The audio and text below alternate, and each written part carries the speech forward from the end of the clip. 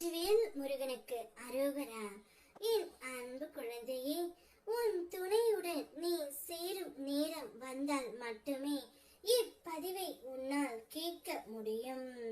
நீ இப்பொழுது உன்னுடைய வாழ்க்கையில் நிலை குலைந்து தன்னந்தனிமையில் நிற்கின்றாய். உன் துணையை பிரிந்து தவித்துக் கொண்டும் வருகின்றாய். நீ விரும்பியவர், நீ நேசித்தவர் உன் அன்பை புரிந்து கொள்ளாமல் இருக்கின்றார் அல்லவா? கவலைப்படாதே பிள்ளையே, உன் அன்பை நான் அவர்களுக்கு புரிய வைக்கின்றேன். எந்த உறவாக இருந்தாலும் நீ உண்மையான பாசம் வைத்து விடுகின்றாய். ஆனால் அதே பாசம் மற்றவர்களிடம் கிடைக்க வேண்டும் என்று நீ நினைக்கின்றாய் பிள்ளையே.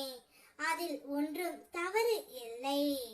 நீ விரும்பிய அந்த உறவாக இருக்கும் பொழுது அந்த உறவு எப்படி உன் மனதை காயப்படுத்தும் என்று நீ யோசிக்கின்றாய். நான் இந்த அளவிற்கு அன்பு வைத்திருக்கின்றேனே, ஏன் அந்த உறவு என்னை புரிந்து கொள்ளாமல் சென்று விட்டதே என்ற உன்னுடைய ஏக்கம் எனக்கு புரிகின்றது. துணையின் வீட்டிற்கு சென்று உன்னுடைய அருமையை எடுத்து உரைத்து உன் துணையுடன் உன்னை நான் சேர்த்து வைப்பேன் தங்கமே. உன் துணையுடன் நீ சேரும் நேரம் வந்தால் மட்டுமே இப்பதிவை முழுமையாக உன்னால் கேட்க முடியும். அப்படி நீ கேட்டுவிட்டால் எங்கு இருந்தாலும் உன்னுடைய துணை உன்னை தேடி வந்து விடுவார். வாழ்க்கையில் உன்னை நீயே ஏமாற்றிக் கொள்கின்ற முதல் விஷயம் என்ன தெரியுமா பிள்ளையே? நீ பாசம் வைத்த அனைவரும் உன் மீது பாசம் வைத்து இருக்கிறார்கள் என்று கற்பனை செய்வது தான். ஏனென்றால் அது எனக்கே நடக்காத ஒன்று. தாராளமாக பிறர் மீது அன்பு வை. அதை திரும்ப ஒரு நாளும் எதிர்பார்க்காதே. வாழ்க்கையில் நீ யாரை வேண்டுமானாலும் நேசி.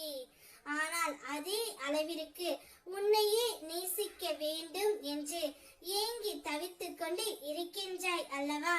அந்த வாய்ப்பை உனக்கு உன் அப்பா நான் தரப்போகின்றேன். நீ மகிழ்ச்சியாக இருக்கக்கூடிய காலகட்டம் இது. நீ நேசிப்பவர்கள் யாராக இருந்தாலும் உன்னுடைய உண்மையான அன்பை நான் அவர்களுக்கு புரிய வைப்பேன்.